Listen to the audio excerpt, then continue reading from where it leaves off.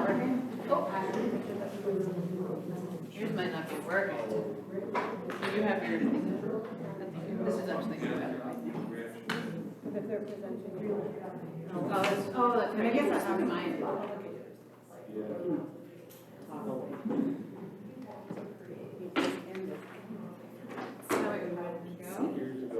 you ready? All right. Gavel in. Hi, everyone. Thanks for coming. Social services. Oh, Mike. Oh, my mic is on. I just wasn't talking into it. Social Services Commission should be a lively discussion tonight. We're looking forward to hearing from our public. Let's see, what do we have? Let's see, do we have the agenda? Do we have a motion to approve? I can make a motion. I'll turn on my microphone. I'll make a motion to approve the agenda. All right. Do we have a second? Second. Okay, all in favor? Aye. Aye. Aye. Any opposed? And Chris, you're on tonight, since we're missing, Yes. Justine, you're voting. All right. Yeah. Welcome aboard. Thank you. Okay. Do we have any announcements? None from staff. Do commissioners have any announcements? Any exciting things going on that we should know about? No? Okay. All right, public comment. All right, do we have anyone from the public that would like to make a comment at this time? You can also make a comment around the time of the agenda item that you would like to make a comment on. All right. Seeing no public commenters, let's keep going. Okay. Minutes. I just looked at the minutes and they look good to me. Okay, has everyone had a chance to review the minutes? All right, do we have a motion? Anyone? Chris, maybe you go. Motion to approve. Yeah. Second? I'll second that. Okay, Judy won't second. Okay, all in favor? Aye. Aye. Any opposed? All right, we have minutes. Okay, diving right in. Olive Drive project.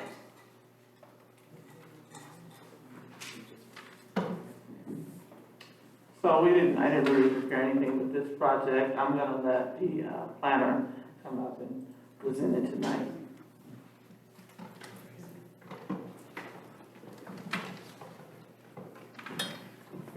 Thank you. My name is Eric Lee. I'm a senior planner here at the city. We're presenting before you the affordable housing plan for the Olive Drive mixed-use project. So this was a project which was previously approved by the city for the planning applications back in 2022 for a 47-unit apartment project on Olive Drive. It included an affordable housing plan at that point. Unfortunately, just given the delays, the planning entitlements expired, and so the applicant had to reapply for their design review, which is what we're processing. And it also included the affordable housing plan, so this updated affordable housing plan, which is before you, which requires the Social Services Commission approval of it. There's just been a minor change from what was previously approved in terms of the affordable housing plan. The requirement is for 15% of the units to be provided as affordable. Previously it was, and that was a similar requirement for the original approval, and that allowed for, or required 7 units. And it went through that process of going to Social Services Commission, actually Planning Commission, and even City Council at the time. And so the final project for that was, or affordable housing plan for that was 5 units for low income, 1 for very low, and 1 for extremely low.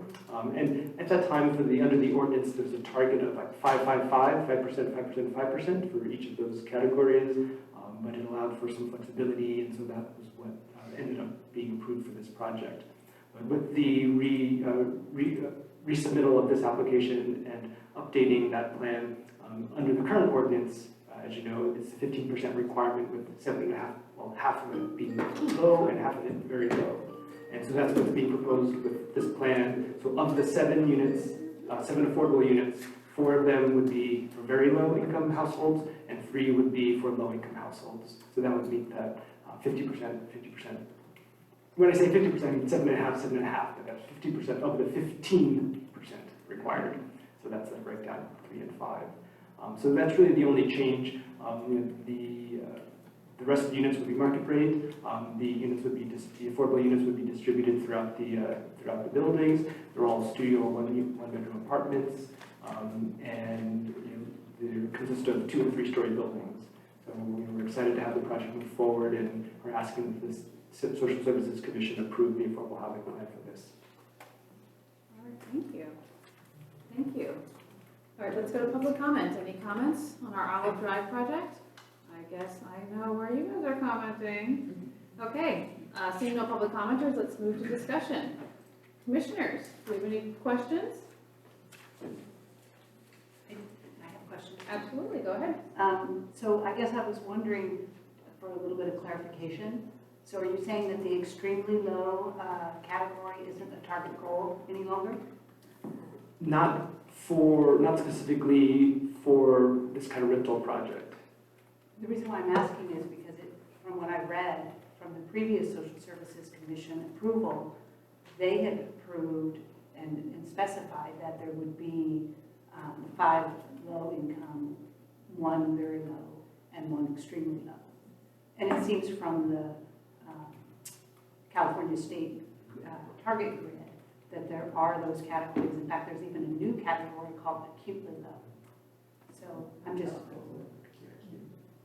So, I'm gonna take a stab at answering that for you. You're absolutely correct with the target, with the state is targeted. But in our inclusionary policy, that language has not been adopted. So our inclusionary policy is just a 15% target with no definitive description on how that's to be divvied up. I understand that maybe, go ahead. So then I was going to say, when you look at what the state, if our housing ordinance policy is following with the state, that AB 1505, in there it states that when you're referencing that policy, while you might only be noting low income and very low, it's inclusionary of the extremely low as well. They haven't also updated their language yet to include the acutely low. Right. But I guess what I'm saying is it's kind of like when you're referencing affordable housing and that policy, you're then targeting all of the people who are below the median. So I guess you would have to update your municipal code to align with that policy. Our municipal code, we're currently working on it, but it has not been updated to align with that language yet. So then the other thing I was just going to also point out is when this first was proposed, it was noted that there would be 13 units that would be affordable housing. And I know that evolved. I'm just bringing that up because it continues now to evolve to be less than what was proposed. And so, and if you look at the current guidelines for target levels, low income and very low are really, well, low income is not that low at all. Until you start to get to very low, extremely low, and acutely low, are we really capturing the population that seems to be in the greatest need? I think that moving forward, you're absolutely right. I think we need to align our municipal code to target those groups. I just think that for this, and I can't speak to, maybe Eric can speak to why it's changed.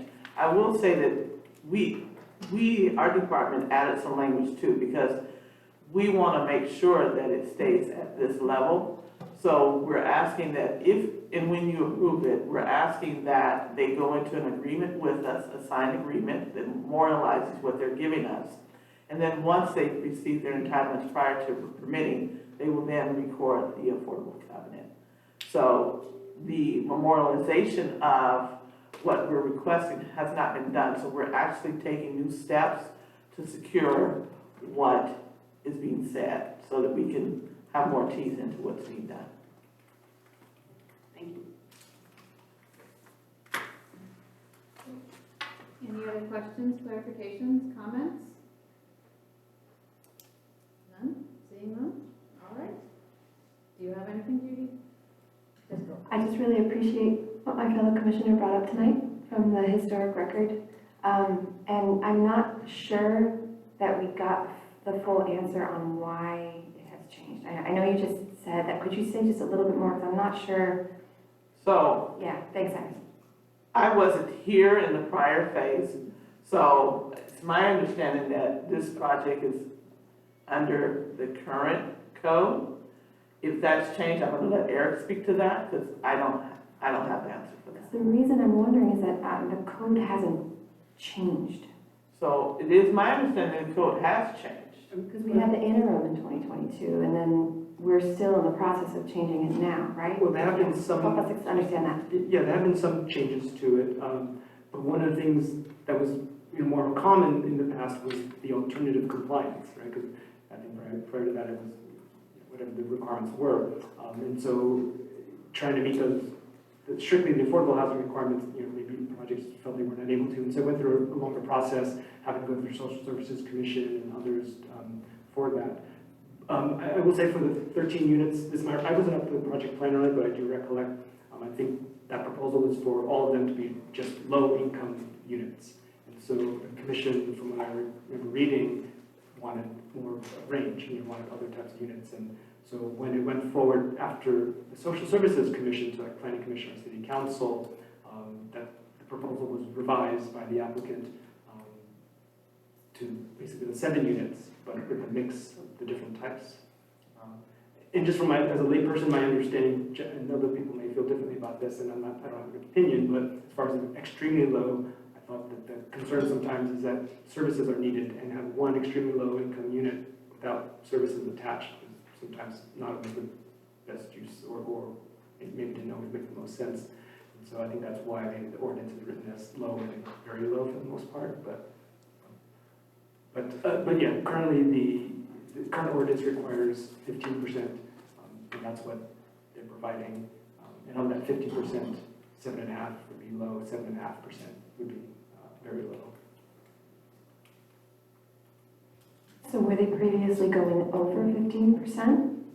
They were, but with just the low-income units. Mm-hmm. I'd like to comment on that just a little bit. One of the things you have to keep in mind is if you look at the affordable housing plan, so what I'm going to say is that it's probably not that big of a difference at this point, because if you look at the housing plan, and I don't know, Eric, you can speak to this, they're offering 47 units that are all roughly 465 square feet. And if you think of, as Tracy has said, the low income, there's probably not going to be that much margin of difference between an 80% unit, which is low income, and what the market rate is going to be for these types of units. So maybe in a different type of project, there might be some variation on the rents, but if you're talking about 80%, what was it, all 13 were 80%, you're probably not talking about that much variance with that respect. But at this point, I, as a proponent of affordable housing, would feel that this is more advantageous because we're taking a deeper dive into the income layers. Thank you, Iris, that was a great clarification. All right, we have, okay, I think, yeah. Okay, did someone want to come up? Was it the developer? Are you the developer? Yeah, please, feel free to come up.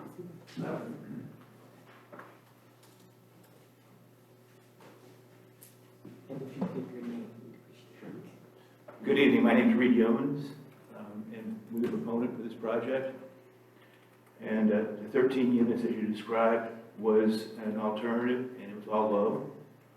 And the city wanted more than that, and so we suggested this half and half, covering the very low. We've been at this now for about 5 years, and it took 2 years to get a building permit. And our approval expired because of various, I don't know what happened. But we're here before you tonight offering half and half. And I'm going to discuss that with you, but that's where we are. That's our proposal.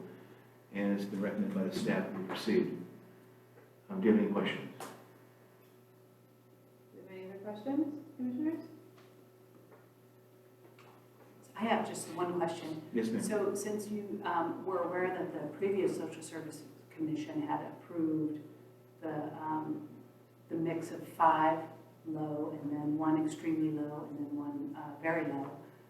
Can you kind of explain why that might have changed? Well, the extremely low is difficult to manage.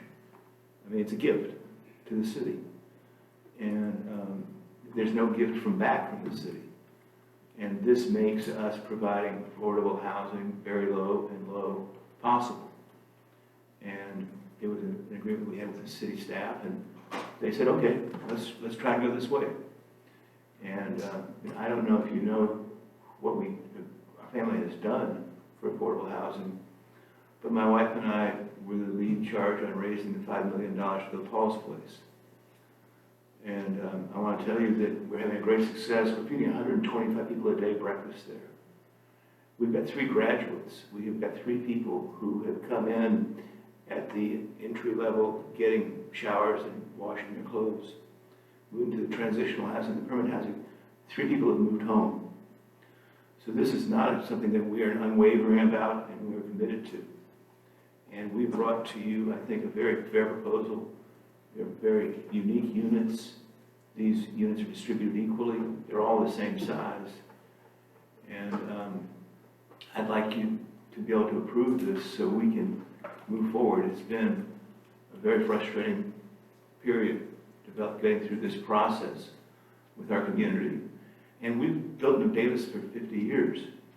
We're not new to this, but this is a new day. Thank you. Yes, ma'am, any other questions? Thank you for your time this evening. All right. Questions? Seeing no questions, I think we're ready to vote. Oh, is this a public comment? Are we closed for public comment? We are comfortable. He was in the back. Okay, I would like to make a motion to approve the updated affordable housing plan for the Olive Drive mixed-use project as stated. Do we have a second?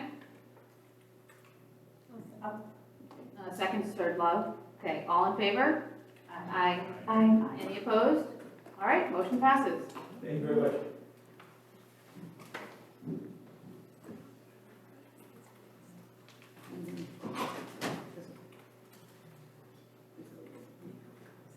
Okay. All right, G Street.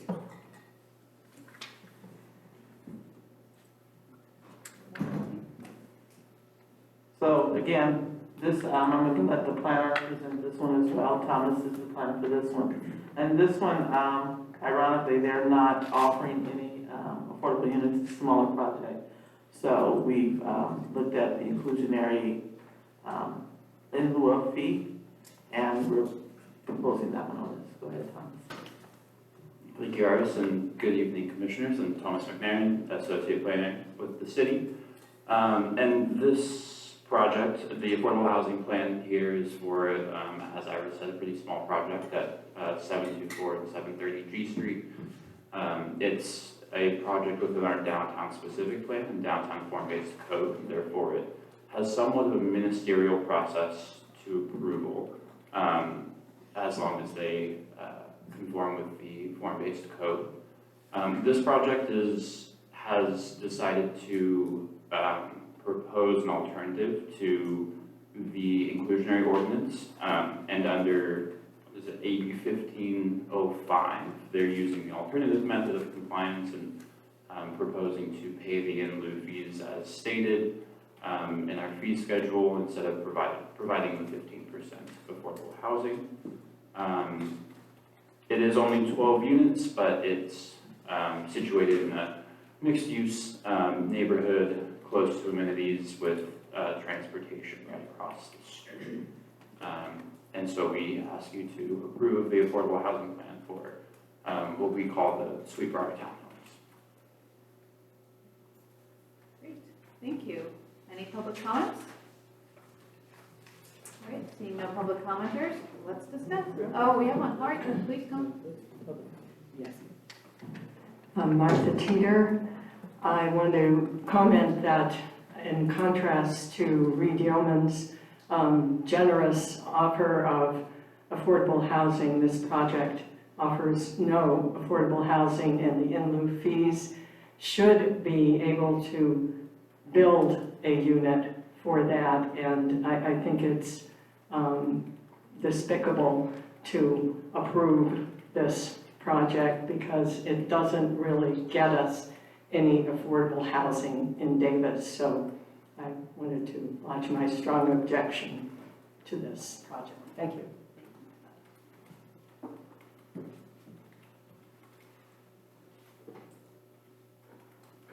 Aye. Aye. Jess Dolnick, Vice Chair of the Senior Citizens Commission. I talked to your last meeting about unhoused senior citizens. These are people over 65.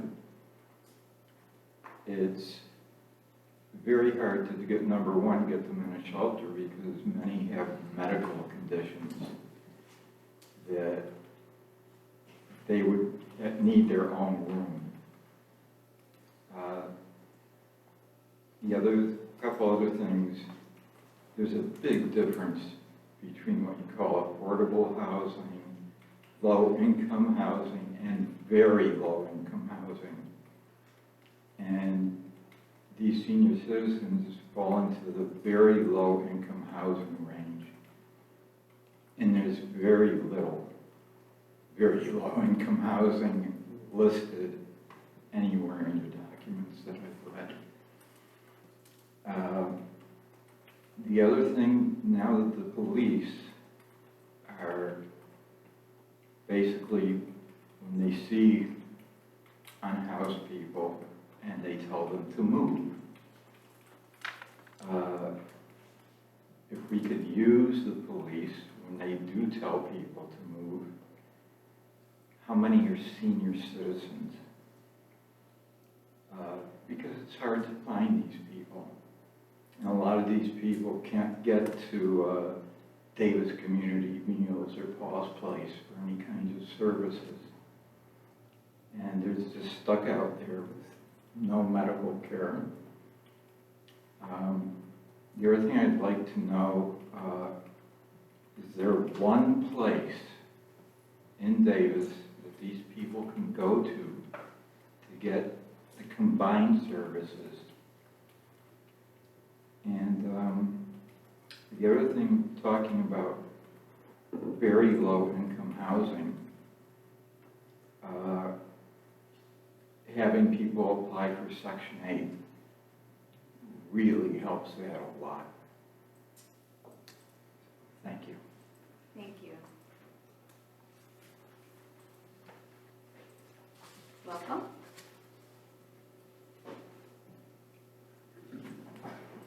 Good evening, members of the commission, staff here, and members of the public. My name is Michael Harrington. I live at 721 7th Street, across the street from this project. I bought my little yellow house from Dan Dowling in 2011, and I overhauled the house and lived there ever since with my family. So I've kind of seen it all across the street. The empty lots north of the Co-op Shopping Center. I've seen the problems where housing is vacant.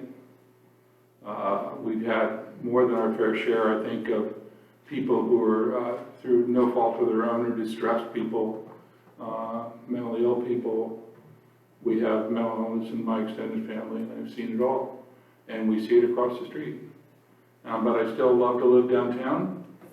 And I was on the city council a few years ago. And I really appreciate the Social Services Commission then and now. And the way that you analyze in this project is totally different than what it would have been during my day. We didn't have form zoning. And having a sheer 3-story wall 5 feet from the sidewalk would not have worked anywhere in the downtown. But it seems to be it's what it is today. I'm not down here to comment about that. That horse had left the barn when the form zoning was approved and nobody challenged it. So I just want to say that I think we need housing downtown, and I was one of the principal people who passed Measure J years ago and opposed Cobell Village and all the stuff that's been going on outside the city. We pretty much ratcheted it back somewhat, and if you're going to have housing for people, you need to put it somewhere. And the policy was years ago was Don't build out, build up. So this project, I think, is the current contemporary manifestation of that policy here. I was on the council in 2000, so it's 24 years later, here we are, across the street from my house. So I think that the 15% is a figure that was set by the council. I'm not here to comment about that. I just saw this, so I haven't read up about it. I'm not down here talking about the 15% of the ordinances or any of that stuff. I don't think it's enough. $82,000, I think, is not enough for,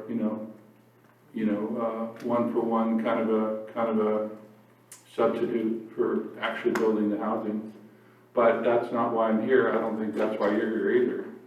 I think they're given the 15%, it's approved by the council. They have a checkbook here behind me, and what are you gonna do? So that's it, but I think you need to build some housing downtown. You need to, and that's probably an okay place. The two white bungalows on the corner are kind of junky, and they haven't been well treated, and they've been rented for many, many, many years. And I'm a huge lover of bungalows. I've probably overhauled more bungalows in downtown Davis than anybody alive. And I love them. I restored the Turtle House on 2nd Street years ago. If any of you used to party there? Huh? No? Not you? Okay. I was looking at you there. So, so I know all about this stuff. And I just want to say I generally support the project in the current day and age under the rules that we have today. 20 years ago, probably wouldn't get by, but today's different. So thank you very much, and I support a motion approving staff report. Thank you. Do we have any other public comments? All right, seeing none, let's discuss. Okay, commissioners, do we have any questions? Thoughts? Got a question. As a new commissioner, I'm not aware of what happens with in lieu fees. Does anyone share what those are designated for and what happens with those? So the in lieu of fees are to support the housing trust fund. The idea behind the in lieu of fees are that it is somewhat of a microcosm of the general fee that supports getting more affordable housing units to market. So when developers come along, we have a housing trust fund that supports local dollars, because it's easier for developers to hedge those local dollars to get further public funding to support affordable housing development. So the fees go into the housing trust fund. I have a question. Do we ever get to see a report on the use of those fees and how they get applied to different projects? So we can see maybe the outcome of those efforts. So I don't have a yes or no answer for you, but I can give you an idea of within Davis, the last affordable housing development, generally speaking, is to support 100% affordable housing development. And the last one for the city of Davis was Adelante, which is on 5th Street. And don't quote me, but I believe it was close to $4 million of local support put into that project through the Housing Trust Fund. But as far as the report goes, and I'll speak to that. Really, this portion of affordability has been assigned to our department. We're a 2-year-old department. We don't have that historical record right now, but what we're doing is attempting to build that going forward. So as the ordinances get approved and as the process, as we know exactly what we'll be expecting from in lieu fees, we will be able to track that and potentially have information for you going forward.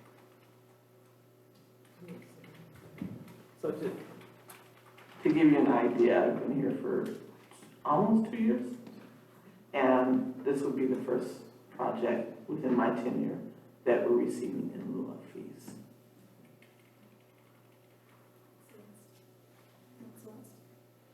So we haven't received the Celeste payment yet, but that one should be getting close. So I also had another question. I was just curious as to why the fee that was proposed is based on the previous year's schedule, when in fact the paperwork that's all being submitted is the current fiscal year schedule. And that, there is a slight difference, and so there would be a little bit more for the trust fund. So I kind of am wondering how the decision is made, which fiscal year fee schedule is being used. Yeah, that's a good question. So this project came in under what's called SB 330. It's a way that a project can apply for certain entitlements and essentially lock in current standards upon submission of an application. And upon submission of this application, which was earlier this year and prior to the increase or the updated fee schedule, they essentially locked in the previous years in lieu of fees. Sure, and sorry, one other question. So if they weren't doing the in lieu of fees, and we applied the 15%, then that would equal one. Can you speak a little Sure. louder? Yes. I'm not able to Sorry. hear you. It is, no problem. So if they weren't doing the in lieu of fees, and we applied the 15% criteria, that would be 1.8 units. Would that then bump up to 2 units? Is that how we apply it? I just wanted to So that clarify has not been written into the municipal code. We are currently working on that, though, as we speak, to actually do a proration when so that we can capture the full amount. So if it were 1.8, the developer could then choose to say, I'll give you 2 units, or I'll give you 1 unit plus the 0.8 proration. Thank you. All right. Questions? Okay, go ahead. I guess, could you remind us about how we arrived at the rate for the in lieu fee? Is it a municipal rate? Is it a statewide rate? So I'm not quite certain how they derived that rate, because that predates me. Currently, we are working on updating the rates. And generally speaking, what happens is there's a standard for how much it costs to create a unit. And then there's an equity base, because not most, but a lot of affordable housing units, they have tax credits. So then you build an equity base. And the difference between that equity base and the cost of the unit is generally how you derive at being able to assess the in lieu of fee. So it's a nexus between those two. As a follow-up to Commissioner Wong Chen's question, oh, sorry, Chair, were you? Go ahead. Okay. Would you mind sharing, I know this was a hot topic in the discussion of the ordinance at City Council, and one of the items that they discussed was raising the in lieu fee. Can you share with us what that new fee would be? I don't have a figure for you, but I was actually working on it today. And the figure I can't say for certain, because again, that's outside my purview, but it was well over $200,000. It was a significant increase, even if we don't have the same, at least doubled, right? At least. Yeah, okay. So to me, to Tracy, to the 2 commissioners' questions and to what you shared about how this came in at a certain application point, I know that we are bound, we're constrained by the municipal code. We are bound by the ordinance, we're bound by the timing of the applications and the process. We know that this does match as a pathway they can take, but we also know that the delay in finalizing the ordinance is resulting right now in a moment where we have much less money going into the Housing Trust Fund because that fee structure has not been finalized, because that ordinance has not been finalized. So I think that as a Social Services Commission, we need to encourage and support our City Council to finalize that ordinance so that we don't miss another opportunity like this. Because this is a moment when we could have bolstered our funding. And it also, based on my understanding of the current conversations around the ordinance, the in lieu fees are, based on the discussion, I don't want to put words in any City Council person's mouths, okay? But the impression that I got from that meeting was that in lieu fees are a last resort. Our top priority is building units. Top priority, non-negotiable, we want to push for units. Except by law, it has to be slightly negotiable. We have to have an alternative. That's what I understood. But to get to that point, we have to have a full demonstration that they truly cannot build the units. So this is my long way of saying, can you please share with us exactly why this developer says we cannot build units, we have to use in lieu fees? That would be helpful for us to know. That's a very good question and well stated as well. I don't have an answer. What I know is that they, with the application under SB 330, they provide as much information as they are required to within a project application. With said application, they provided their justification as well as they could within the means of the law. I'm not well versed in AB 1505 or extremely well versed in our inclusionary housing ordinance. I'm not positive whether they need to provide a justification beyond that or not. But from what we have looked at and what has been provided to the commission is that, you know, and as you mentioned yourself, this is within the means and bounds of the ordinance, the municipal code, and the California law. Unfortunately, I don't see anything out of the accordance with the law in my read of this. And I agree with our public commenter that shared their intense dismay with the outcome of this being towards in lieu fees, especially in light of the fact that we know we need to raise those fees and we're missing an opportunity to have money for units and money for other purposes that support affordable housing in our city. So I'll stop my comment there if there are other questions. Well, this begs the question is how locked in are we to the prior fee schedule? Is that at all negotiable? Can we at all change that? No, that's our municipal code. So, to kind of piggyback on some of the things Thomas was just saying, is that from a staff perspective, we have to remember that that is what predicates how we operate, is our municipal code. So I think the key is developing a municipal code that supports the development of affordable housing. Right now, Thomas and I actually had that conversation about the fee, because that was the first thing that stood out for me was this is not in line with what the current fee is. But again, we're bound by that municipal code. So that's what's in our code right now. And we aligned what we did as staff with what the code states. Yeah, I think, I'll just make a quick comment. I think that's the nail on the head. I think all of us would like to see, I would like to see units rather than a tiny little in lieu fee. In any form, whether it's a bigger in lieu fee, whether it's an actual unit, but I understand that we're bound by the code, so it's frustrating. But we are where we are, so, okay, Judy, go ahead.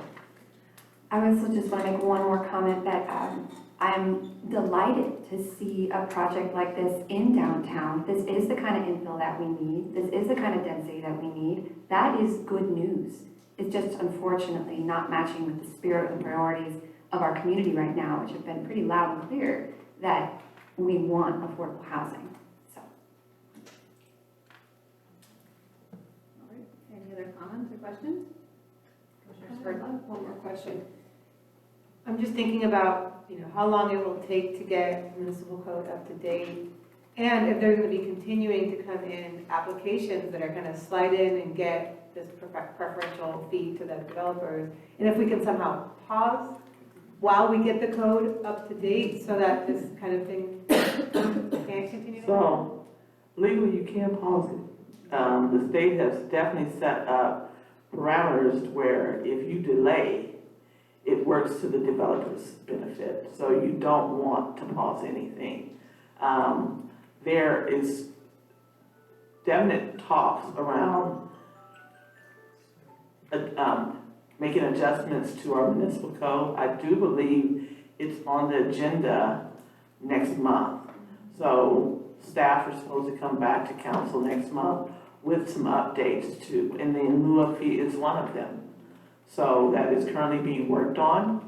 And then I have something I'm gonna present later on that I think everybody will be happy with too, surrounding affordable housing development. Commissioner Ennis? One more question on that. Is it going to come back to social services? Will we have a chance to look at it one more time after it goes to city? 'Cause I know there was discussion of that, but I'm not sure what the result was. From what I understand, council asked staff to come directly back to them first. And then once they come back to them, then they will be bringing it forward to you. All right, yes, keep going. So just curious about what the timeline is that we're imagining for the final to be updated and like in the code. I don't know what the timeframes are. You have to understand that this is really a hotbed topic, so there will probably be extensive conversations surrounding it. And again, with some of the things I've researched, our figures are way off. So you gotta know that there's gonna be some serious conversations surrounding that. And then the fact that we don't really have code right now that's aligned with what the state is saying with respect to alternatives. You have to allow for alternatives. It's not an option. You have to. So the design has to be something that's going to really support a developer wanting to do the affordable housing development versus taking the alternatives. So there's got to be conversations around that. So as far as the time frame goes, I really wouldn't have any idea. The plus is, though, we know that it's going to be on the agenda for next month. I'm not certain which meeting next month, but it is on the agenda next month. Commissioner Ennis? The other plus is, based on that last city council meeting, it looks like the alternatives will also be very strong for affordable housing. And that gives me hope, but I look forward to seeing it. All right. Comments and questions? No, after we discuss it. Okay, we are where we are. So I think, you've heard us loud and clear where we stand in this, but we are where we are. We are bound by the law and the municipal code. So, how are people feeling? Voting? No voting? All right, do we have a motion? All right, I will make a motion. And with this caveat that I would much rather see a unit, and I would much rather have a nice big fat housing trust fund, but we are where we are. So I motion to approve the affordable housing plan for the project at 724 and 730 G Street. Do we have a second? All right, no second, so motion does not pass.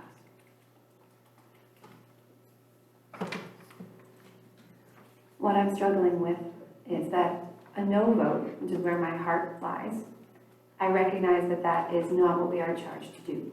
So just to think aloud with you all for a moment, I think that our charge is pretty clear, that if it complies with the law, we're compelled to approve it unless we have a very, very good cause. And what the cause is to me is our delay in approving the stronger ordinance. The cause here to me is our lack of alacrity movement on upping the in lieu fees. So I really don't want to vote yes on this. I think it's not an affordable housing plan. But I will say to my colleagues that this is a call that's difficult to make. So you are always welcome to approve or disapprove with comments that will be forwarded to Would that be helpful? council. Yeah. Okay, why don't we do that? So if you want to, Okay. you've got a motion on the floor and one that's been rejected, but again, as you said, speaking to what is required by law, you can always have this amendment to it to say, this is how we feel about it. Okay. All right. Did we already do that? We already did that.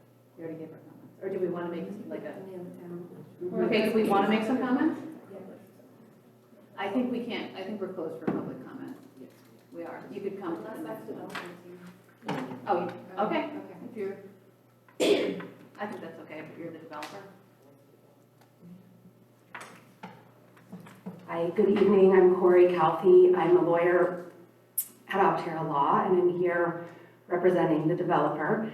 And I'm sorry, I lost track of where you were in this process. I heard a motion, and I heard an agreement that the motion is in compliance with the law, and then I couldn't figure out what was happening next. Sorry, so the motion was not even seconded, so it did not pass. Okay, so I guess I would come here as a lawyer and as somebody who's bound by my duties to the bar, right, and to uphold the law, that the state law and the local law on this point are actually really clear. And I hear you all. I live in town. I see our affordable housing issues.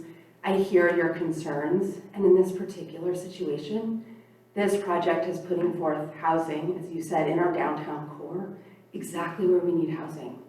And it is in complete compliance with our downtown plan. And it is in compliance with the affordable housing requirements, with the inclusionary housing requirements as they stand right now. And so right now, the way that it's written is that there has to be an alternative compliance. The state requires a developer to have the ability to comply in an alternative way.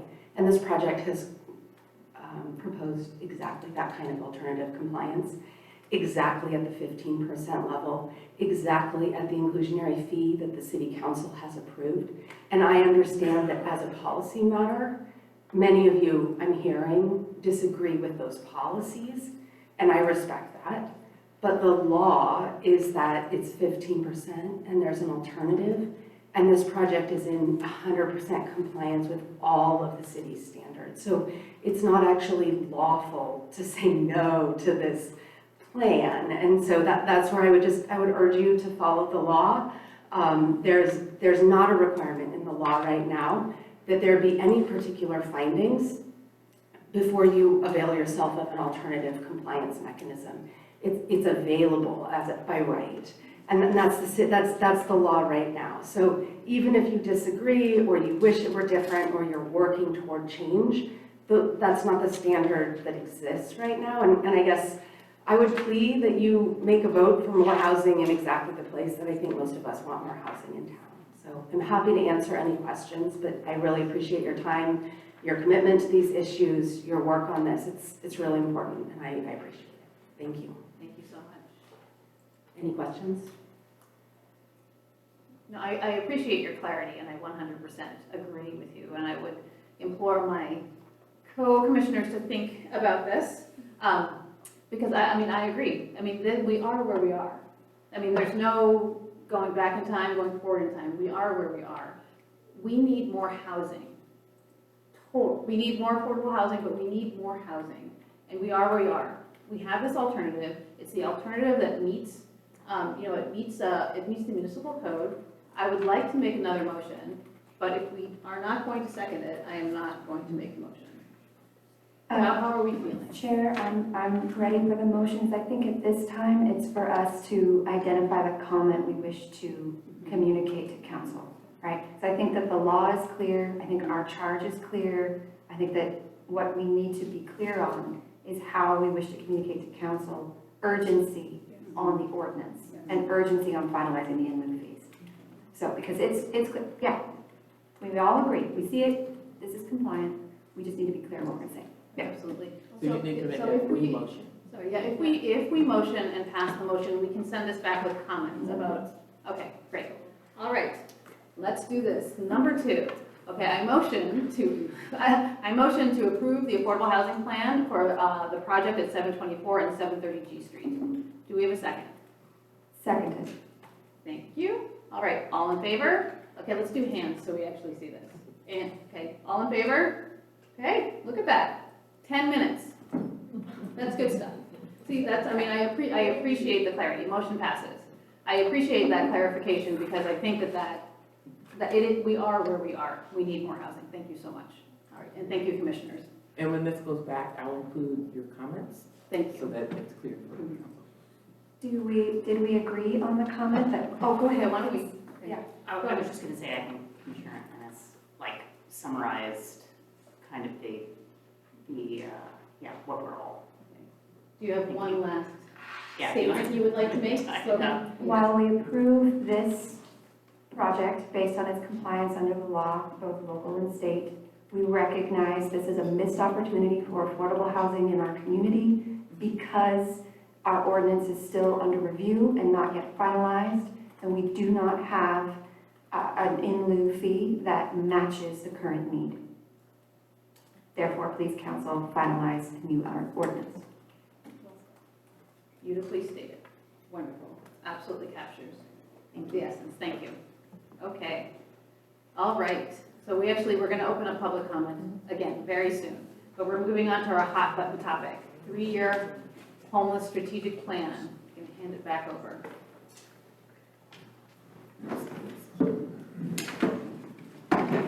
Do we have public comment first? No, we actually received the presentation first and then we go to public comment.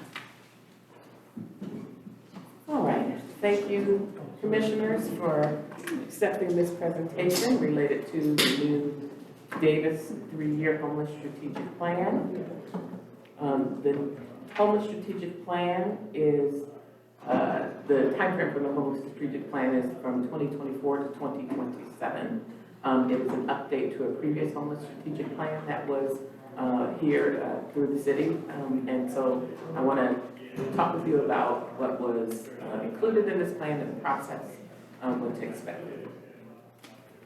The city would like to really thank its partners in creating this plan.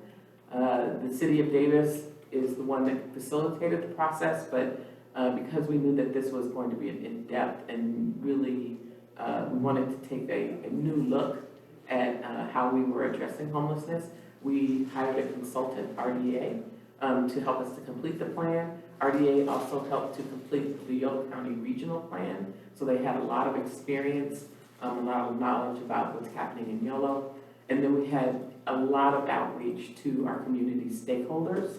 Those would be providers, that was other electeds, health plans, people with lived experience, congregations. We reached out to really the community to let them know that this process was going on. The plan really centers on how are we going to serve individuals and families that are experiencing homelessness or are at risk of homelessness, which is a new consideration. Just go through this quickly. We started this process in November of 2023. We developed a work plan that we worked with RDA on. They did a landscape analysis. We had a strategy where we would do outreach and conduct community forums and community outreach. We then worked with the steering committee to create and set goals and strategies, and then completed drafting the plan in July and presented to council in July. Our landscape analysis, we used a number of different methods and sources to make sure that we were getting a really good snapshot of what is happening here in Davis. One of the primary underliers of what we worked through was our point-in-time count. Point-in-time count is a regional count. It's a census of unhoused folks in the community that's required by HUD. This homeless strategic plan at the time, we didn't have the newest PIC count. We had 22 data that was last, but we now have 24 data from our PIC count earlier this year, and so I'll provide a verbal update on that later on. But we really looked at the snapshot, which programs and services we're working with, reached out to the community, and did a SWOT analysis of our strengths, weaknesses, opportunities, and threats. I do want to say a little bit about the point-in-time count, and I can make that available to you if you like. The numbers that you see here on the screen are based on the 2022 PIC count. That, like I said, that was the last data that we had. And what we looked at were how many people reported that they were homeless at least 4 times in the last 3 years, and then how many people were homeless in the last year. I'll give you the updated numbers so you have an idea and you can see where things are trending. We know from this year's PIT count, we have a total of about 100 and what we estimate to be around 162 people here homeless in Davis. Our census and the PIT count is really a visual count. It's two-part. We do a visual count, and then we also do interviews and surveys of people that are experiencing homelessness. It's a very specific time frame. It's one day in January, the end of January every year, every other year. So we know that these numbers are not particularly accurate because it's just a snapshot. And that's all the Department of Housing and Urban Development asks us to do, is to at least get this snapshot as a baseline. So for our PIT count for 2022, the one that's in the report, we showed 181 people. For 2024, it was 162. The number of folks that reported being homeless 4 times in the last 3 years in 2024 was 22. It was 64 in 2022. And then the number of people that reported being homeless one time in 2024 was 37, it was 76 in 2022. And I've also got numbers for Westside, Winters, and Woodland. The numbers are different between the different cities for a variety of reasons, but we do have at least updated data to work from.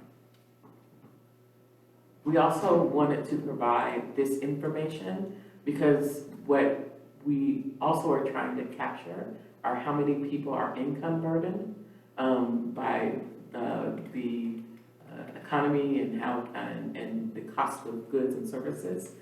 So you'll see the green dots show the number of households that are receiving public assistance in CalFresh. And the purple ones are the number of units that we estimate are paying at least 50% of the income towards rent or more. So for our SWOT analysis, what we wanted to capture were what kinds of services what kind of service demands are there for our unhoused population? What kinds of things are they would like to see addressed? You'll see that food, laundry, and related services is one category. Rent-related aid occurrences is 2. Transportation is something that we see a lot of assistance happening for, so that's also a barrier for what they're seeing in town. And then we've got, again, our reference of the folks that we know that we're serving, about 181 of those were reported and captured in the PIT. So what we saw, the services that we see really aligned with the number of referrals that we're seeing in the community to the different services. We're not seeing those were the highest estimated need according to what people were reporting to us. I also wanted to talk a bit about our weaknesses. What I did find is that pretty much what we know. There's very limited access to any kind of temporary housing or shelter. It's really difficult to have access to permanent affordable housing as well. There's a lack of systems level kind of solutions for this. We see a lot of disconnect between what's available to folks for their health and mental health. There's a lot of stigma around accessing services and a lot of stigma just living in the community as an unhoused person. And there's a lack of sustained programming for a number of different items. And I want to, again, update the numbers on your screen, show you 2019 and 22. I wanted to update the 2024 numbers. For Davis, the number of unsheltered people that we have, that we counted in town was 123. The number of sheltered is 39. And when we say sheltered, that means that they're in a temporary shelter of some kind. So for that night when we did that count, they were either in a bed or in a motel room. They were temporarily sheltered. And that got us to our number of 162. West Sacramento showed 184 folks that were unsheltered and 105 people that were sheltered for a total of 289. Winters showed 75 people that were unsheltered. They didn't have anyone in shelter in Winters. Winters doesn't really have a number of beds there, so it was a total of 75 unsheltered. And Woodland showed 151 people that were unsheltered and 106 that were sheltered, 165 that were sheltered, for a total of 416 people. So the total count for the county was 633 people that were unsheltered for the entire county, 309 that were sheltered, for a total of 942 individuals that we counted on that night as unhoused. So this gives you an idea of the individuals interviewed, what were the kinds of resources and what were the things that they were reporting as their biggest barriers. So after completing the research, RDA completed a draft of our plan, and they based it on their interviews with people with lived experience, interviews with community stakeholders.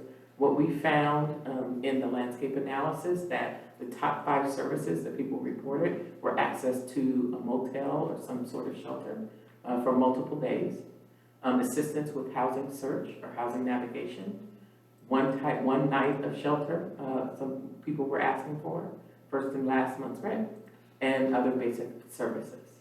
The steering committee that helped us to review the data and to help us to develop the goals and the actions that are in the plan, they reviewed this information. They conducted an in-person meeting to kind of talk about what they were seeing. And from this, they helped to develop what they thought would be accurate goals for the city of Davis. So this is the vision that the steering committee agreed on. We needed a community-wide network of care, grounded in respect, delivering humanizing and person-centered support to individuals and families who are housing insecure. And their principles are all based on respect, inclusiveness, collaboration, bold and progressive solutions, equitable solutions, and they wanted everything to be person-centered. They identified 3 priority areas that they that they want the plan to focus on over the next 3 years. They aren't in any particular order. It's just these are the things that they want to focus on. One is prevention. They want to see a cohesive plan where families and individuals can be supported if they are at risk of homelessness, so that we can prevent them from falling into homelessness and adding to the folks that are on the street. And they want to see improved access. They want more collaboration between our advocates and our providers. And they really want to align prevention with the city's consolidated plan and our general plan. And we want all of these things to line up. The next priority area is housing. They want to see a sustainable infrastructure of inclusive, readily accessible, and supportive housing for individuals and families. They're hoping to develop short and long-term funding strategies to support this process. They want to establish options so people can get right-fit housing. They want everyone to work collaboratively and based on and use evidence-based programming as a platform for what we do. And then they want to assess and establish alignment with other programs like CalAIM, which is a health plan-centered program, and with some of the state funding that's coming forward. And finally, they want to see a stronger network of provider and partners in the community. They want to see, they want us to build a sustained, coordinated, and well-informed network that really prioritizes urgency, efficiency, and equity in service to people that are unhoused. They want to create collaborative housing and homelessness infrastructure, so we're, as partners, are connecting with each other. We want to see and establish consistent, standardized data collection. We're not collecting enough data. It's not being reported through some of the channels that we have available to us, and they'd like us to focus on that. And then they also want to see that we're providing well-trained, equity-focused, trauma-informed providers and partners and volunteers to make the plan actionable. So now that council has read through the plan, adopted the plan, the next step is the hard part, and that's implementation. We really need to start to have our steering committee come back together so we can look at these goals, determine what we're going to do in the short term, in the first year, what we'll do in the midterm, and what we'll do in the long term. We need to figure out what resources and capacity we have to make these goals actionable. And then we'll need to provide progress reports, not only to the Social Services Commission, but to council and to the community so they can see what it is that we're doing. And finally, the goal is to develop an annual summit where we can have a conversation about this is what we set out to accomplish at the beginning of the year, this is what we've accomplished, and this is what we intend to accomplish for the next year. So, with that, that's my presentation regarding the homeless strategic plan. Thank you so much. And now we have some public commenters. We're open to public comment now.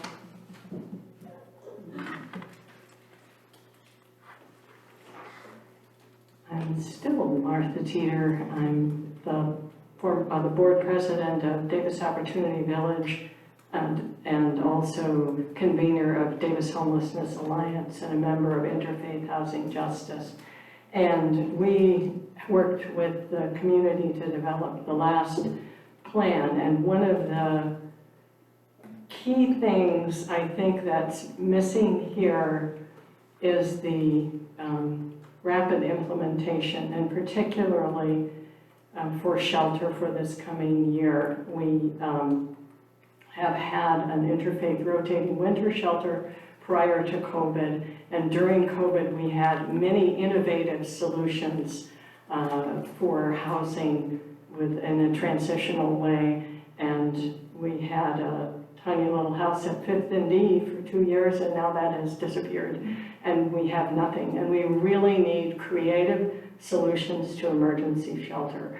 When I was working with IRWS and also with Rumkey, when that was happening during COVID, I surveyed the needs, and top of the line was permanent shelter.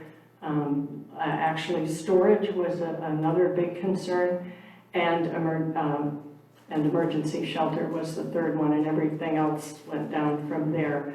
So thinking of this winter coming up, we really need rapid implementation of an innovative collaboration between the community and the city to try to figure this out. And this is, I think, urgent. It took us months to get the IRWS structured each year, and we don't have the months anymore. It's starting to get cold at night, and it's going to be wet and cold at night. The respite center is wonderful for a daytime possibility during high temperatures, and we just need overnight shelter. So we need some kind of a creative collaboration to figure this out urgently. This is a good plan, but it was completed in June, and already there's no implementation. Rather, we're talking about the 5-year plan, and we need to get this one going because people are going to be cold and hungry and unsheltered unless we do something. Thank you for listening.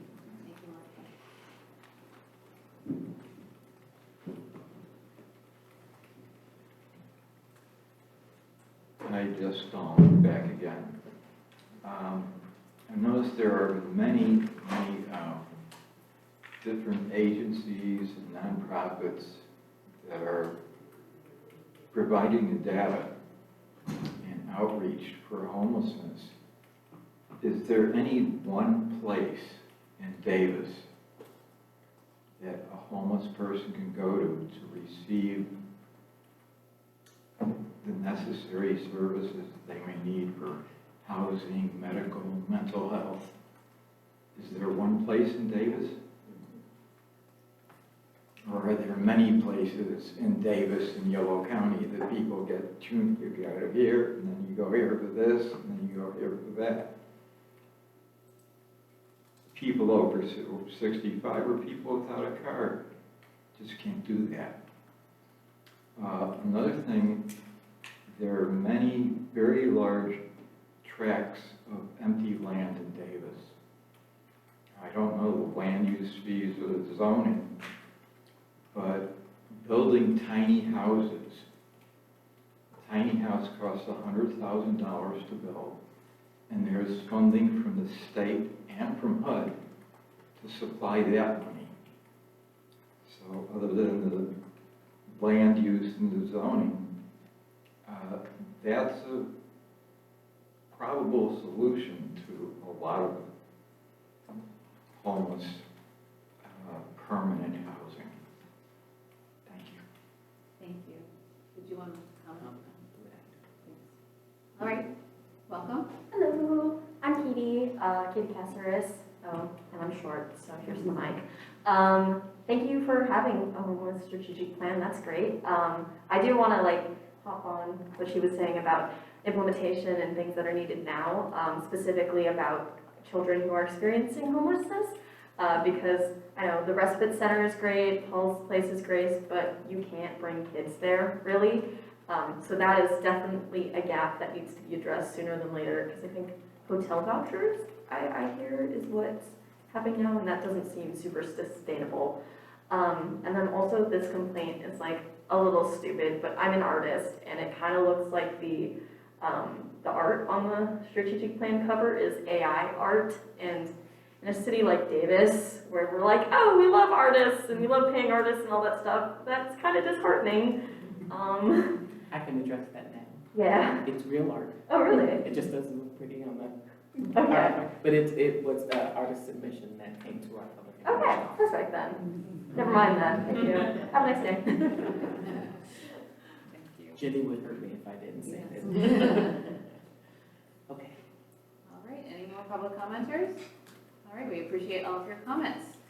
And I do want to remind the commission that there were written public comments Yes. submitted. You should all have all of those.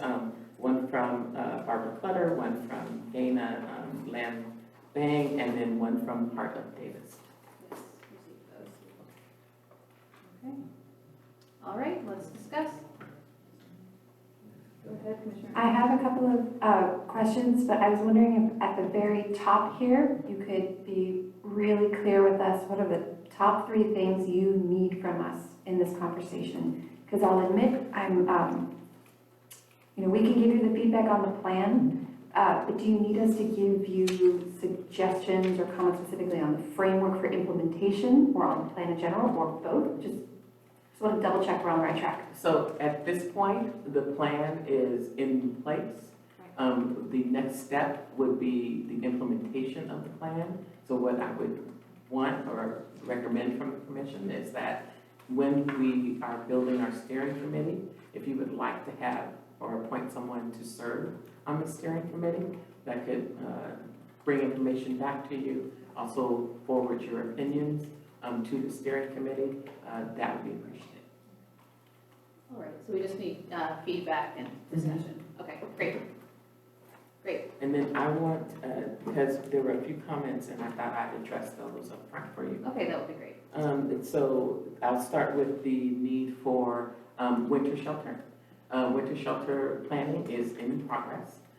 We have 2 locations that we intend to provide winter shelter like we did last year and the year before. What we'll be doing is working with Davis Community Meals and Housing in Paul's Place. We were housing people at the little house on 512th Street, but that house has reached the end of its useful life. And PG&E has said they do not recommend that we continue to have people in that house. And I didn't want to make our building official cry. So Paul's Place has generously agreed to offer 10 beds at Paul's Place. They have within on the first floor, they have a room that they currently use for emergency housing. They're going to expand to have that room serve from 4 people to 8. So we are going to lose 2 beds because last year we did 10 rooms at 512 Fifth, but they will be able to accommodate 8 people there and still provide the overnight shelter. So we do have that. I'm in the process of working with High-Low Flats, that's the former Motel 6, where we will continue to have 10 beds. I'm working on the resources for that at this moment, but we do intend also to have people served at High-Low Flats.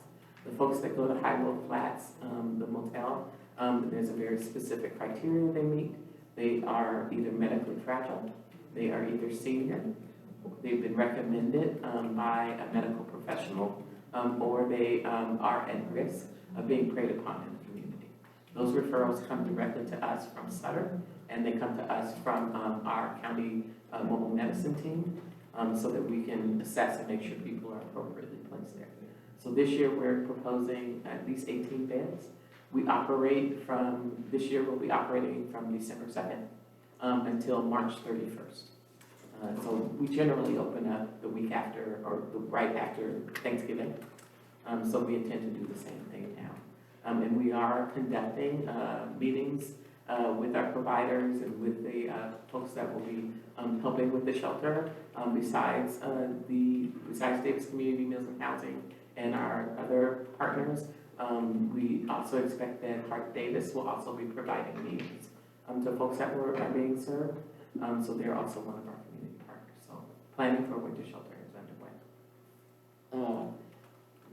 There was a question of whether is there any one place for folks to go if they're unhoused in Davis? We actually have 2 locations that the city is partnering with. One is the Daytime Respite Center.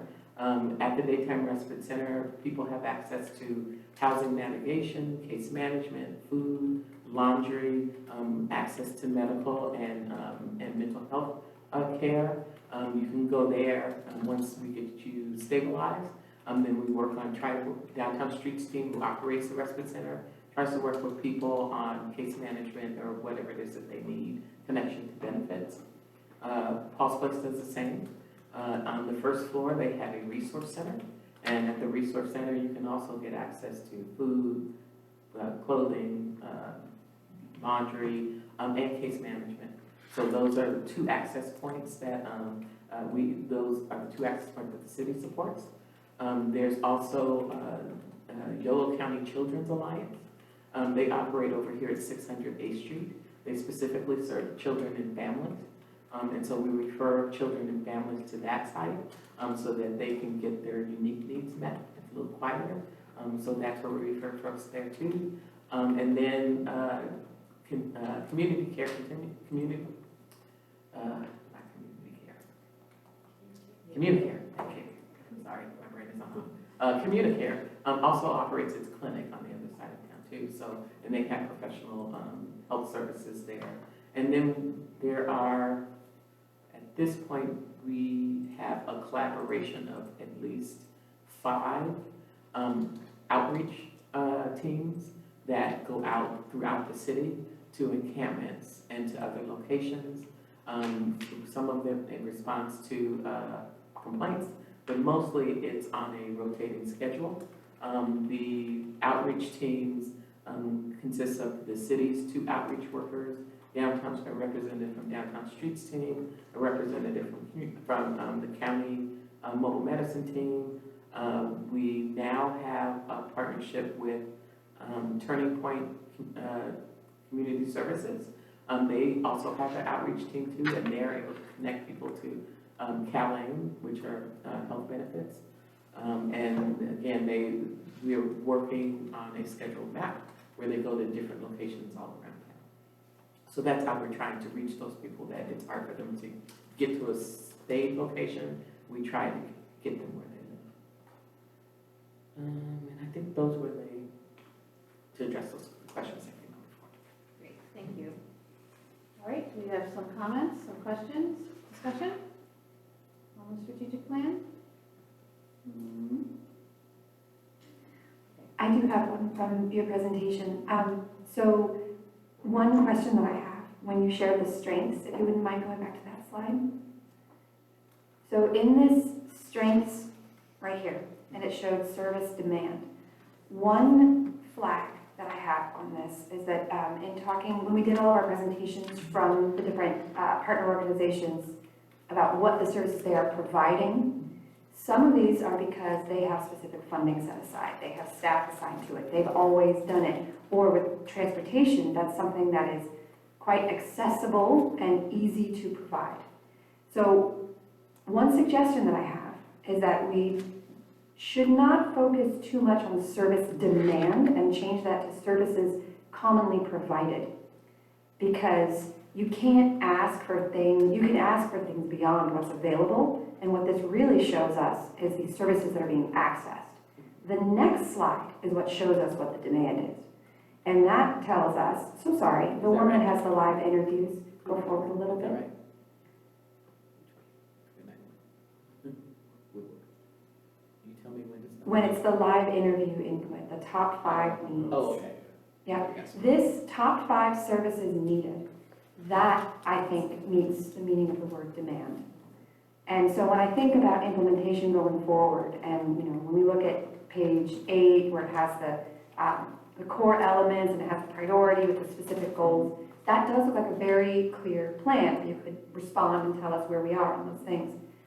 But this, I think, is the higher calling of the plan overall, is how are we meeting these top 5 services needed? So I don't want us to get confused by the service demand as it is right now, because I think that just represents how accessible it is to provide gas cards, rather than how much people really need motel and shelter.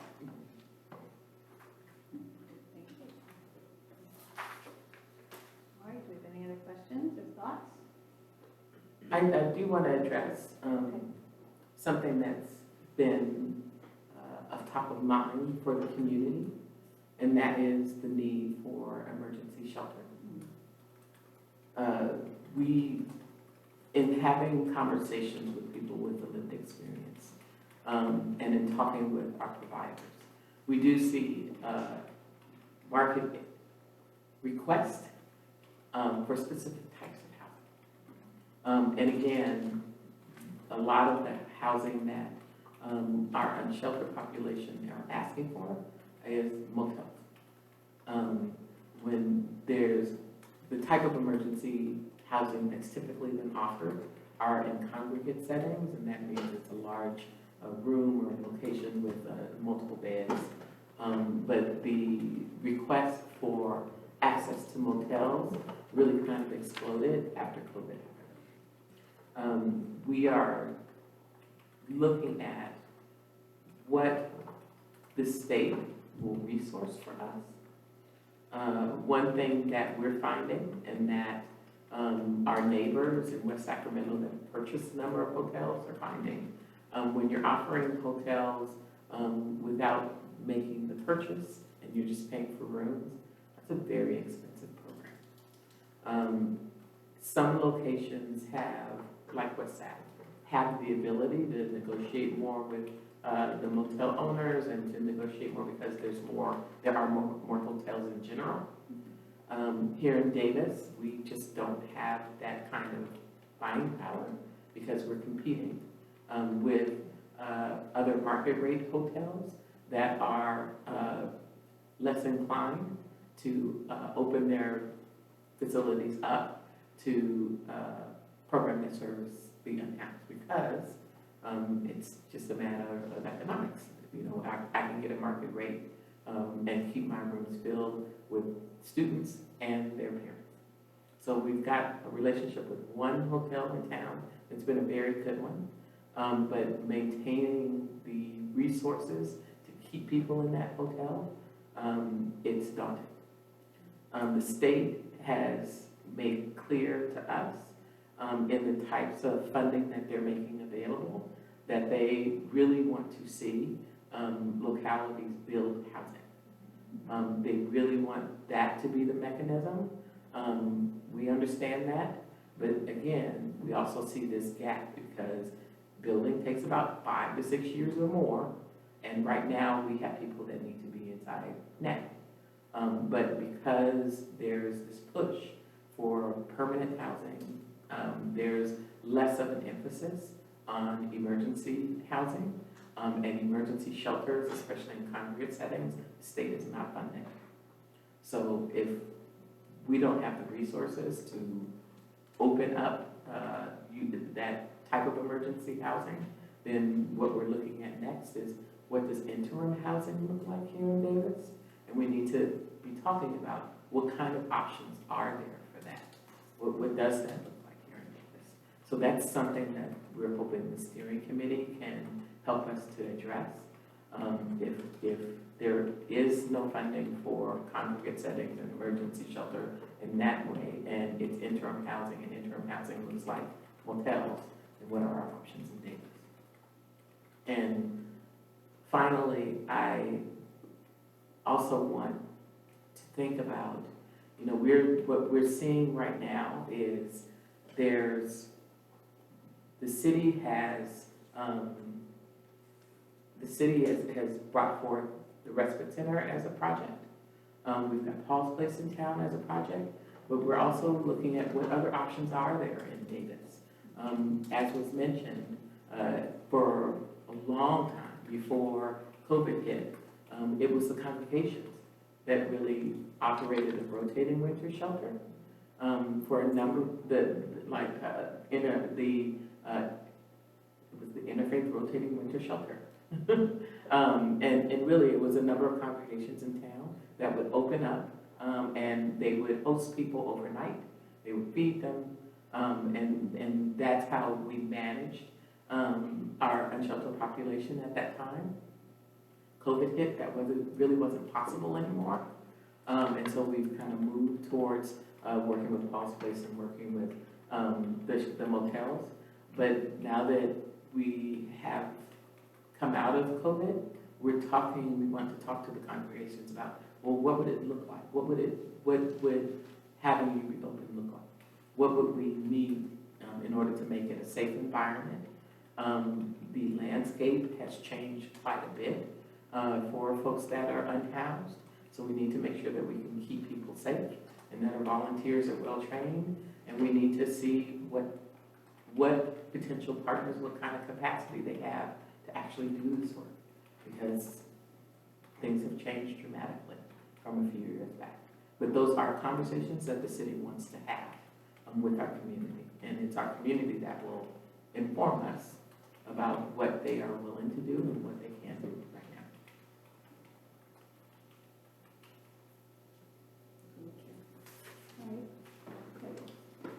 Okay. Yeah, I have. Go ahead. Thanks, sorry. A few comments. I realize that this is an improved plan, and so some of these comments are just sharing my thoughts out loud, I suppose. But I wanted to speak to the vision for a moment. So maybe you could go to the slide that has the vision.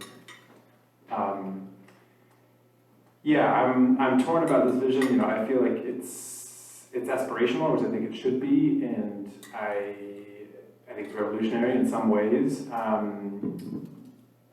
And yet I feel like it doesn't speak to reducing needs or addressing root causes at all. It's just about how do we, as a city, want to come forward and support people, and not are we changing the structures? Are we changing the level of need? I guess I just wish that it wasn't just about.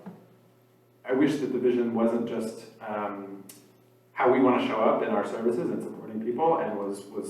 I think it should include that. I think it's great to have that, but I feel like it's missing.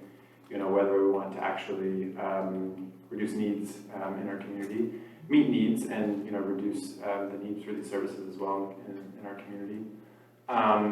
In thinking about this, I have a ex-colleague who works in Portland, kind of in a lot of this area as well. I was looking at their homelessness response plan. I'll read a few lines of it. I feel like it includes this aspect, but it also talks about need as well. So the vision in Portland's plan is a community where homelessness is rare and brief, which I feel like is very short but beautifully stated. A community where people take care of one another, fostering opportunity and supporting livability. in a community where services are equitable, coordinated, effective, just, and accessible. I feel like our vision matches the third phrase that they had in theirs. So yeah, that's just something that comes to mind with this. I know doesn't seem like we can change this now, but yeah, those are some thoughts that I have. Do you want to respond to that? Absolutely. The steering committee is more than welcome to take a look at this vision. And as the steering committee, it's going to be, again, this is a roadmap. This plan is a roadmap, but, building the road will really be the steering committee. So that's absolutely a suggestion that they could take up. Okay, great. Thank you. It's helpful to know that. I have a few other comments, but I want to give some people. Go ahead. Okay. We're talking about emergency shelter in the winter. You're talking about 18 beds.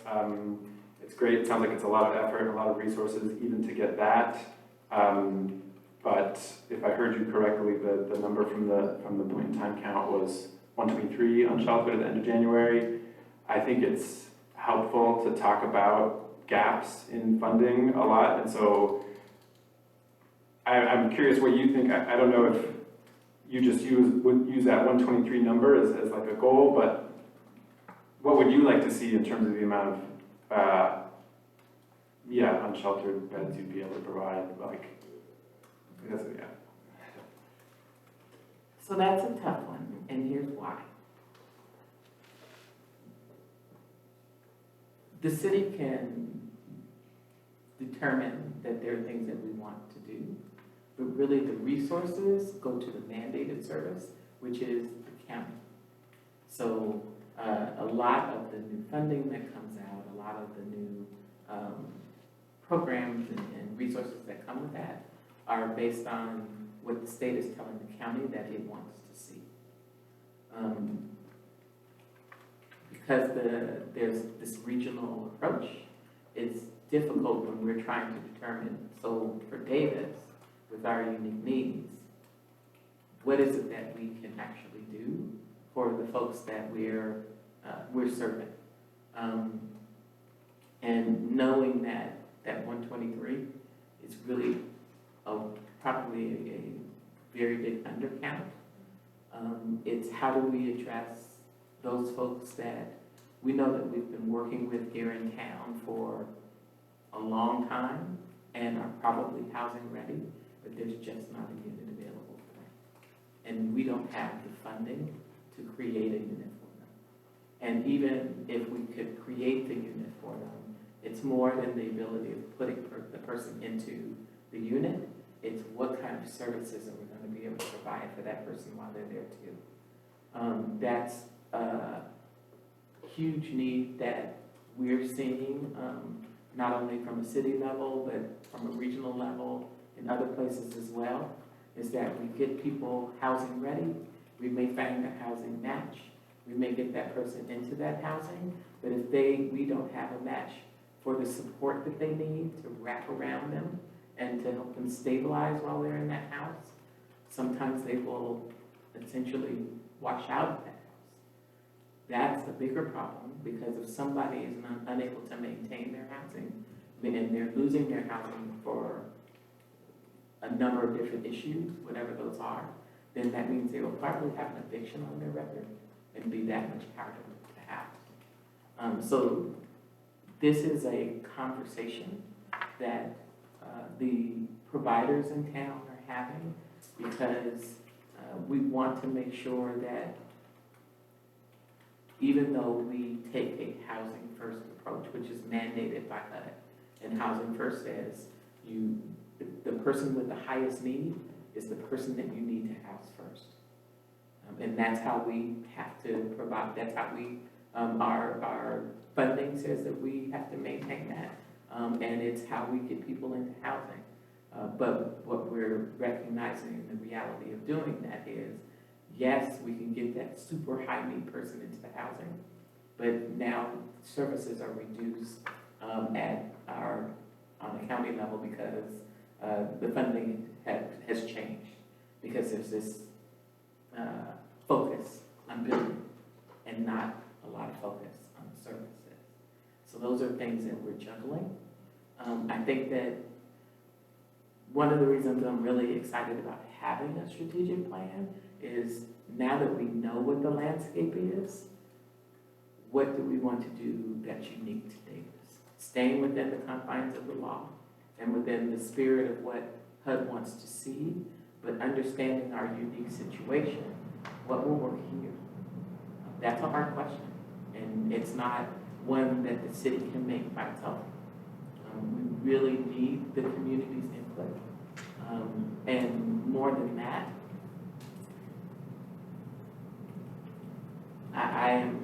there's a saying that says nothing for us without us. And I think that we really need to have the voices of people with lived experience at the table so they can tell us exactly, thank you for building this lovely program. We're not going to use it. Maybe you guys will, but it's not for us. And why? And then really make this a living document. So there's a lot of moving pieces right now. It's a difficult question. But this is how at least people start from the same point, and we can see the same information, and we can determine what is it that we can do and what we may not be able to get to. I hope that's an answer for you. Yeah, it does. Yes, it does, thank you. Yeah, over. Great, any other comments?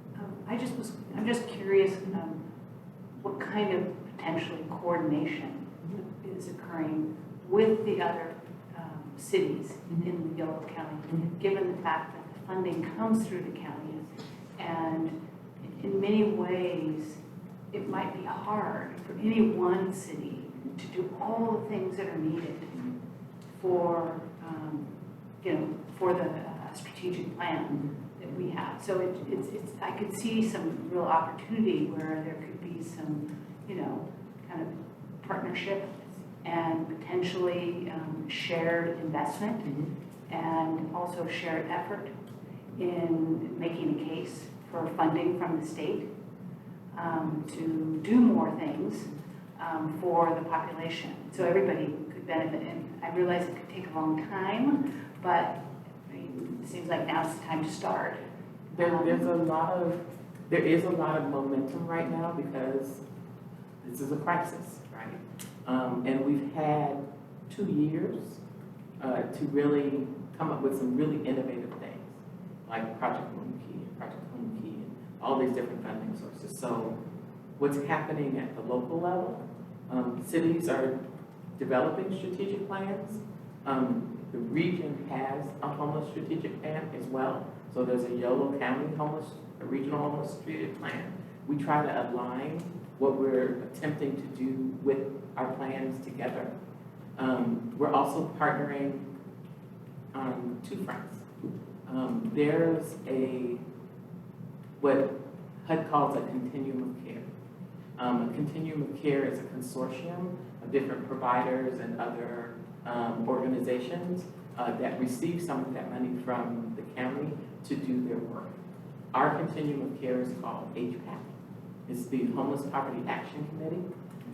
They also meet, they primarily discuss the availability of housing and how we get people into those houses and the clientele that will be available for that housing.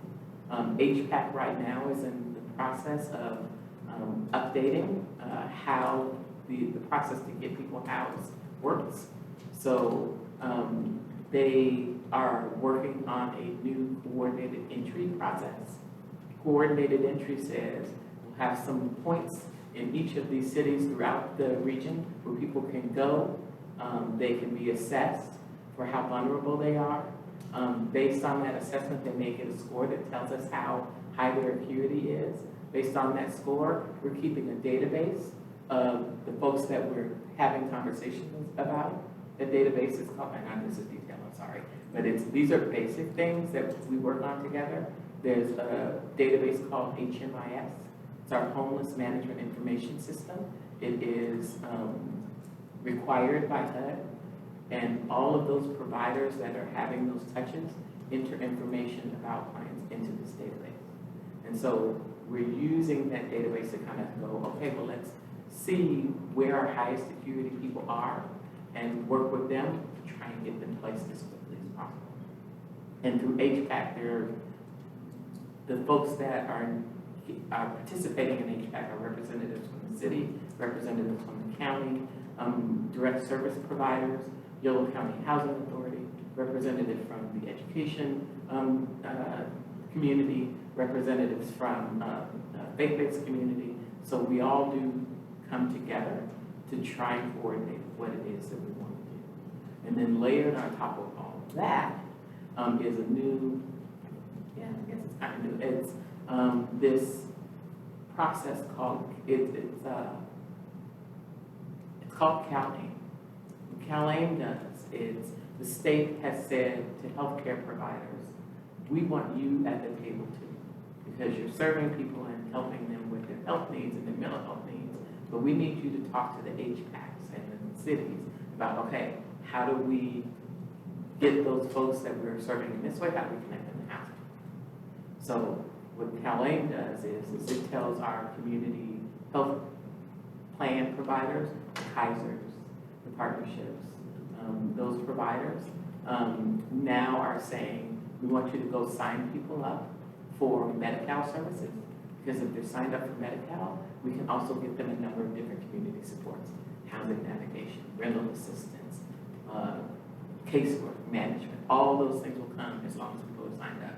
So this whole ecosystem is trying to figure out how do we play with one another so that, one, we make sure the people that we are trying to address or serve, that they are aware that there's a way to connect you to all of these services, but we'll need you to, we need to either get to you or you need to be coming to us so we can know who you are and then get you connected into this ecosystem. And so now that we're having these conversations and trying to, we don't want everybody to see the sausage, but making that sausage is a handful, but we're trying to make it coordinated and organized enough so that as a community, we can talk to our elected officials and say, okay, we're all playing well together in the sandbox, but here are the gaps. Here's where there are holes. Can you work together to talk to the state, to talk to the state departments to help to fill those gaps? And having this level of communication from a platform that talks to each other will to help us to make that incremental change. And unfortunately, it's incremental change because it's government. Nothing moves quickly. It is a bite of the elephant at a time. Thank you. I have three funding-related questions to follow up on Commissioner Ringer's remarks about looking at those gaps. You said you're working on funding right now. So I have three overlapping questions for you on this that you probably answer all rapid fire. One, is it possible for us to do a community-funded drive to make sure that when we have a maximum number of motel rooms that you can get, we all as a community can help you get to the finish line? Is that possible? Two, can we use Housing Trust Fund dollars? And if so, can we do a community-funded drive to get dollars into HTF for this purpose? And three, has the city accessed climate dollars? The YOLO cap and the Davis cap both have multiple action descriptions related to cooling centers. I know that the emergency threshold for what constitutes a weather emergency is set outside of the city, and that's an issue. I recognize that. But is it possible to tap into the dollars there that have been allotted to expand access for our unsheltered population? So those are my three questions. Okay, so yes, there are mechanisms where the community can potentially help. We need to be very clear about what the community's role is, what things are under, really under the jurisdiction's purview, and what things the community could support. But that is also something that could be addressed under the home strategic plan. So that's one thing. Two, is there, what type of funding sources are out there? I think think Iris is gonna address some of that a little bit later on tonight. But there are multiple avenues for funding. We're finding that a lot of it is very restricted. It's restricted to particular communities within the unhoused community. And then the other thing we have to consider are some of it is income restricted. So there's a lot of grading of funding to make sure that we're capturing, when we are serving people, we're connecting them to the right source so we can continue to do that. That's a complicated matrix that needs to happen. And then with climate change, we did apply recently for a climate resiliency grant at the Respite Center. It was extremely competitive. We weren't awarded for that, but we're keeping our eyes open for more things like that. And there are opportunities for climate-related funding. Some of those are tied to people that are already in rental or otherwise housed. It's not a lot tied to people that are unhoused at this point. That might be something for us to go back to council on, because the cap that they approved and the dollars that they allotted definitely includes cooling centers and extreme weather relief centers. So that shouldn't be something that we apply for a climate resiliency grant. Well, I'm glad we did that. I'm sorry we didn't get it. So thank you for that. But I think that this is dollars that have already been put towards the plan. Yeah. So that could be an area of discussion. And some of those dollars have been allocated. There's a new library that's in the process of being built. It's one of the climate resiliency. Right. So some of those dollars went to that. And then on a regional level, we're having discussions about coordinating what cooling and warming centers would look like. Because there are state mandates about what is a cooling center and when you can open it. So locally, we're trying to figure out how do we coordinate what that looks like so we can go after some of Put those. it with a lowercase c on the sign. And then maybe we won't meet the required state. It has to be 4 days. We can do it in 2 days. Yeah. I'm kidding, but I'm But also yeah, not kidding. yeah. There could be ways to be But more again, locally flexible to get the job done. Could be, but Yes. again, as long as the resources are there to do it. Okay. And sometimes it's, rather than have like you said, with a small c, sometimes it's local with a small l. So it's how do we partner with some of our existing community partners, again, to see if they can come to the table, like in July when we had that spate of really hot weather in a row. We had our centers open as cooling centers. We also had a congregation come in and say, what would you think if we opened our doors just for a little while to allow folks to come in and just cool off? And so they experimented with that.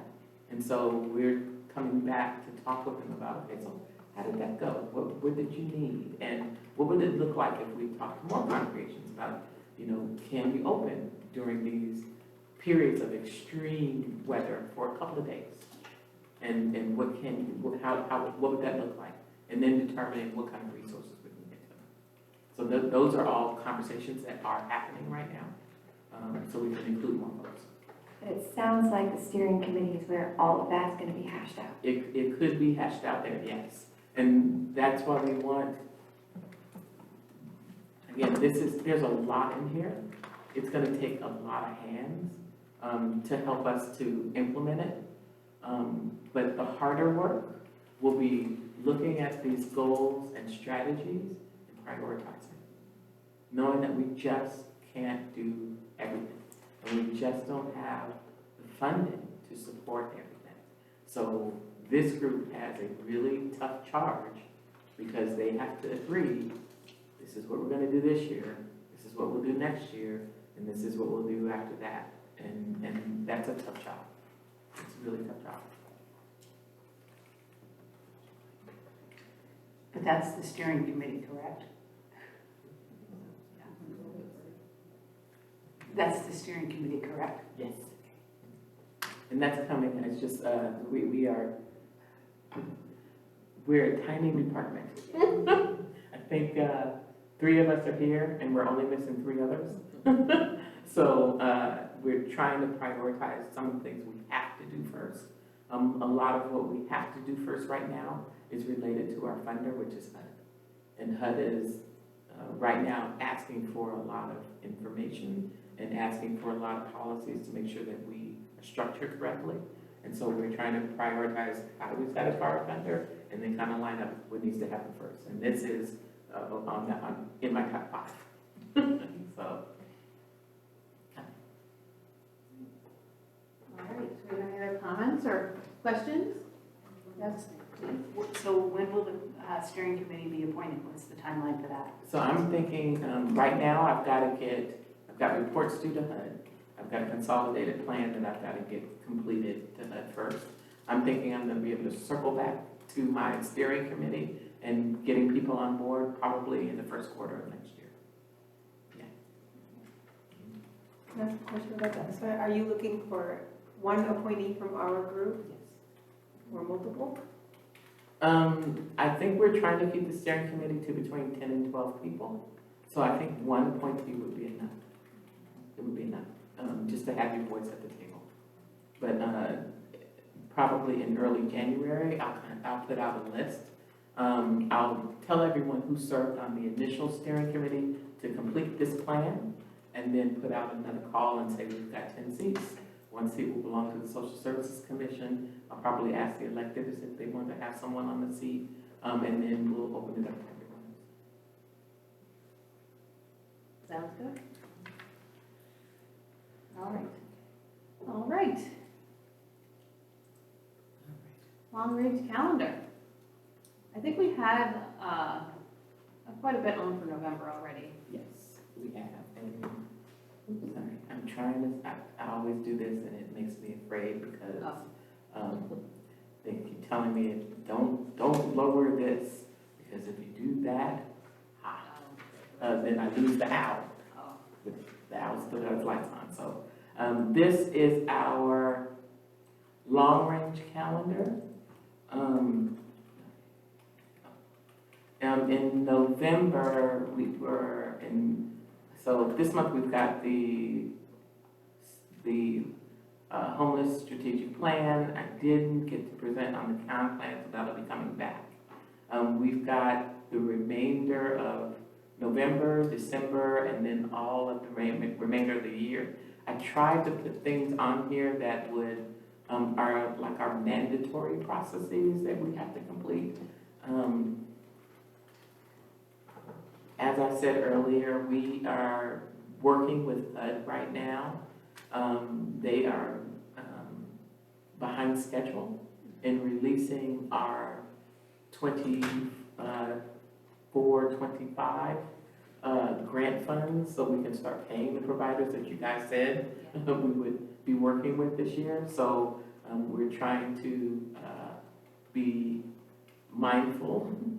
We've got folks working and they're working without a contract because we don't have the funding yet. But as we're doing that, we also have another new process that we need to be getting underway for 25-26. So I'm hoping that if we do things right, we might be able to release our technical assistance workshop and release applications to organizations so they can apply for 25-26 funding. Get the applications back by January, have a chance for you guys to do a subcommittee that can review the applications, and then we can start making decisions about who will fund for the following year, if I'm lucky, by March. That's my goal. So I'll put that on this plan as well. And then we also need to be thinking about our liaison schedule. I will remind folks which organizations we funded for the previous year. And then you as a body can pick organizations that you want to go out and visit. And we can put that on the schedule as well. So at every meeting, there's an opportunity for one of you to present on an agency that you went out to see, interviewed, ask questions of, and report back. And this year, I'm hoping that we can have the agencies actually be here when the report happens, so then we can ask some questions too. So that will go on this. And then if there are any other topics that we want to kind of take a look at, you can let me know and we can just kind of add them down here at the bottom. But right now, this is your opportunity to think about the kinds of things that you want to see. These are this bylaws and traditional presentations, that's the have-tos. Those are the have-tos of what we do. These are just your minimal responsibilities, which you already kind of know. And then if there's subcommittees that you want to establish to look at specific things, you can present those as well. And one of those will be who's going to be on the steering committee. Okay. Okay. I think I'm okay.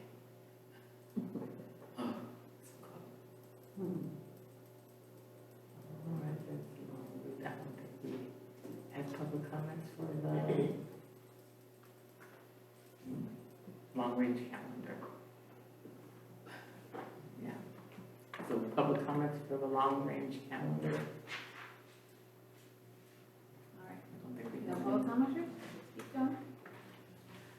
Okay, and we already said that we'd be talking about the liaison reports. Okay, so now these are our updates, communications about development projects and social services and housing.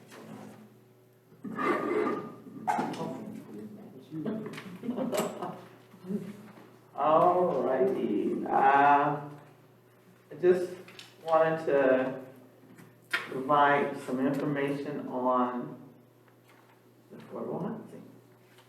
So I received a report today, and just to give you an update on, we have the affordable for sale housing program within our department. Currently, we have only 49 people on our wait list. People have been declining and coming off. We'll talk about that in a second. We only have 8 households that have an income of $90,000 or above. We have 105 households that have been removed from the list since January 5th, 2024. 5 people on our list have bought homes outside of Davis. 7 properties have been sold in the program this year. And then we have some other properties that only have owner occupancy restrictions, and 3 of those have been sold this year. So a total of 10 properties this year. One of the issues with the program right now, interest rates. So it's not attractive to really buy a home right now. And the other piece is income. So those 2 things have an inverse effect on one another. So it's really hard right now for people to purchase homes in the affordable housing program. That's the anomaly. The other thing that wanted to present, first I wanted to just share a conversation I had with Abode Services today. Abode is a community housing organization. They're a developer basically that provide substantial supportive services to they're considered wraparound services, extensive wraparound services. And the conversation we had today, there's a development, Palomino. And currently, Palomino is in the process of interviewing an affordable housing developer to meet the 15% inclusionary requirement for that development. So what Palomino is going to do is they have a plot of land. They're going to either partner or land grant or land dedicate that plot for an affordable housing developer. And Abode is one of the people that are looking at it. The conversation today surrounded wanting to be able to provide services to, severely mentally Mentally ill, substance abuse disorder. And the conversation shifted to how would council be receptive of that, and whether or not the citizens would be receptive of it. The answer I gave was, I don't see why council would not be supportive of it, because it's part of what they want to see. The question is really, will the citizens be supportive of it? And I referred them actually to two developments we have here in the city that service same sort of